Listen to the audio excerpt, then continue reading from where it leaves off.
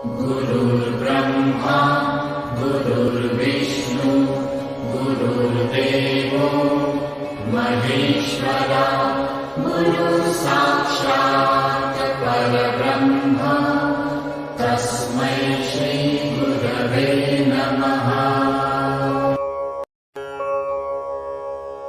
गुरुर्ब्रह्मा गुरुर्विष्णु गुरुर्देवो महेश्वरा गुरुसाक्षात् परब्रह्म तस्मै श्री गुरवे नमः। सद्गुरु पीठाधीश ब्रह्मा जी महाराज के दीपदर्शन में आए हैं। माता रानी का दर्शन किए, जगत हैं।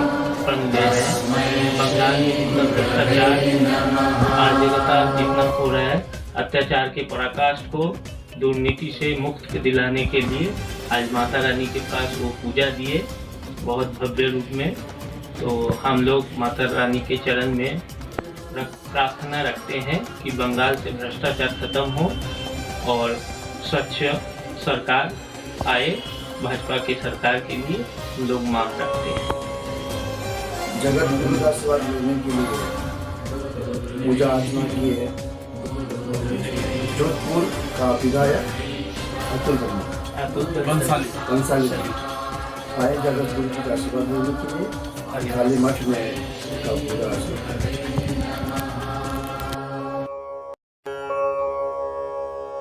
गुरुर्ब्रह्मा गुरुर्विष्णु गुरुर्देवो महेश्वरा गुरुसाक्षात् परब्रह्म तस्मै श्री गुरवे नमः।